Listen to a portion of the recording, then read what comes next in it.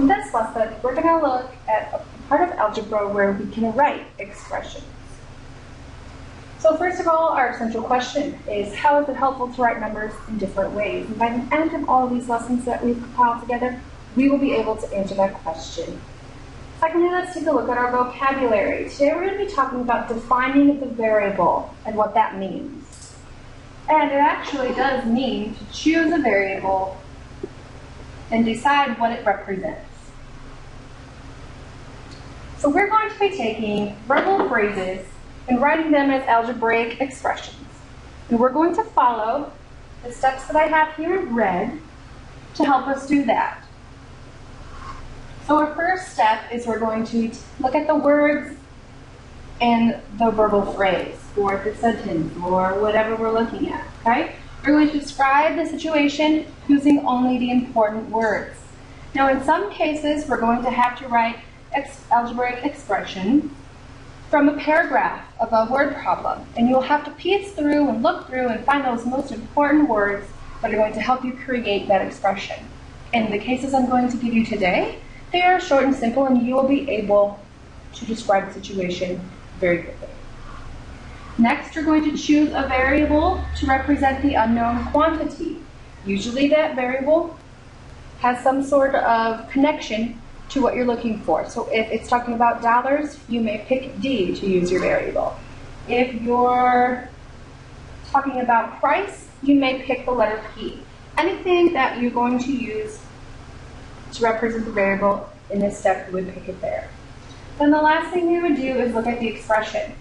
Translate the verbal phrase into an algebraic expression. So after you gather the other two steps, you're ready to create that algebraic expression. So let's go ahead and take a look at our first example.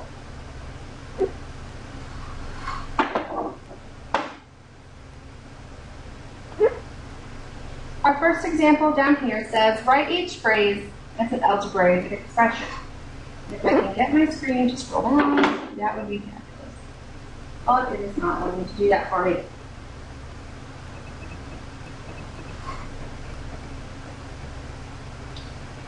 Let's just take a look at it anyway. Down here. Okay? Here is our verbal phrase, or the words that we need to create into an algebraic expression. It says $8 more than Ryan earned. Okay, $8 more. What part of this do you think is important for us to learn and to know? Which part of these words? Well, really the whole thing is very important. So we're just going to rewrite it here. We're going to say $8 more than Ryan earned. Okay? So those are the important words. Now we're going to look at our variable. What are we talking about here? $8. So do you think for our variable we should choose the letter D? I think we should. And it's going to represent the number of dollars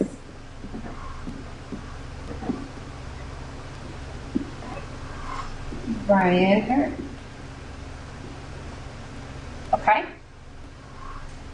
Now this next part, we're going to take a look at drawing a model based on what we're talking about here. Okay?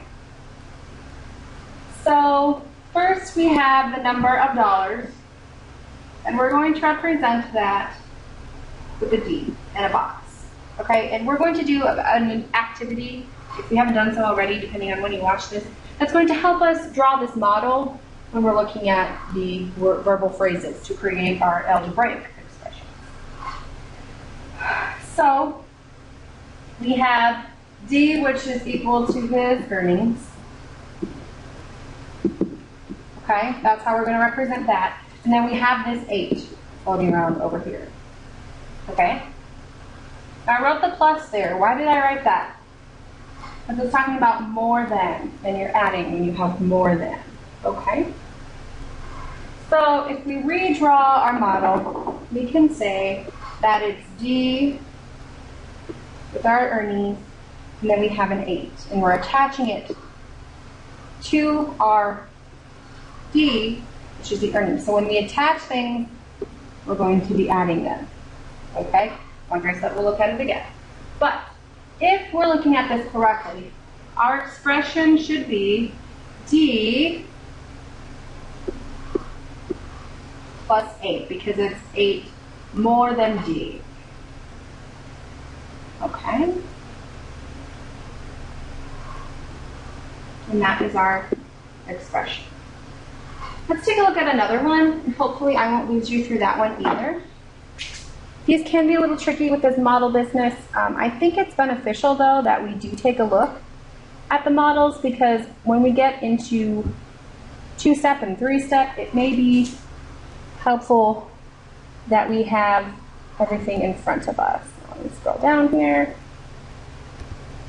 All right, so $10 less than the original price. So what are our important words within this verbal phrase? 10 less than original price. Okay, our variable. What are we trying to find out here? 10 less than what? The original price. So we're trying to find out what P is, right? So I'm going to let P equal the price. Okay? Now with this model, what we're going to do is we're going to create the same rectangular box, okay?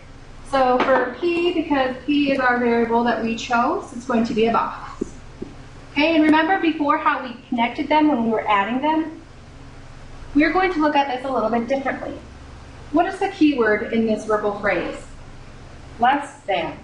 What are you doing when something is less than? You're going to want to subtract it, right? So how we're going to represent that is we're going to create a little dashed line here. We're going to connect our box, and this will show that we are subtracting it. And we'll go ahead and put the 10 in there because 10 is part of the verbal phrase that we are using. Okay? So then our expression will look like this. P minus 10, because it's 10 less than our original price.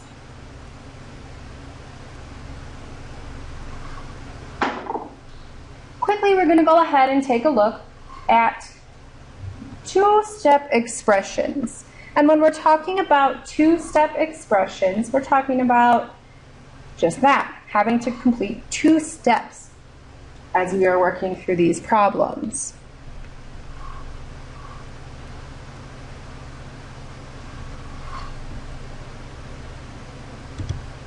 Okay? So let's go ahead and take where it says 5 less than 3 times the number of points. So we're going to go ahead and pick out our words that are important from this verbal phrase. Now the words that I think are important are pretty much the entire thing. So 5 less than 3 times the number of points.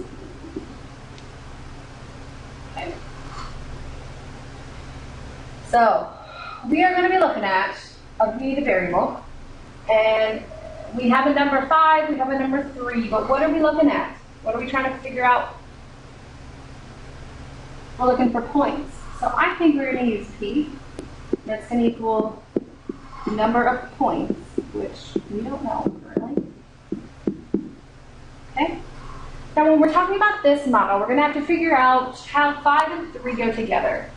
Well, it's 5 less. So I'm going to write over here so I can have it in my mind. 5 less, so minus 5, and then 3 times. What does that look like? 3 times something, right? What does it say? Number of points. So we can put a P there because it's saying 3 times the number of points. 3 times the number of points. We don't know this. That's why we decided it's our variable, but we know it's 3 times. Okay? Now how can we represent this as a model?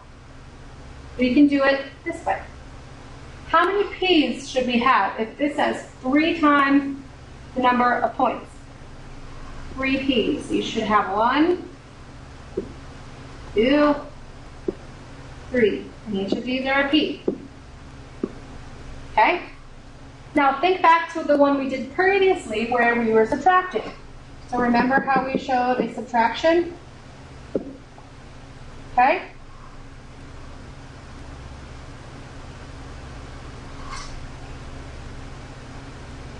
So, after we have completed our model, we have 1, 2, 3 p's. So 3p minus 5. And that is the expression we're looking at. Now, if this one is confusing, we're going to take a look at it when we come back into class, and I'll go a little bit more into detail on how we got it. Okay? But what I'd like you to do now is to try our got it problems. There are 2 for you to do today. The first one is a multi-step problem where you're going to have to do what we just did in this expression right here. Okay? So the first one says, write the phrase 3 more than 4 times the cost of a pretzel as an algebraic expression. You're going to have to pick out the words, decide on the variable, draw me a model, and then complete your expression. The second one here says 4 points fewer than the Bulls scored. This one is a 1-step, so you're just going to have to show me the 1 step there. Okay? All right, remember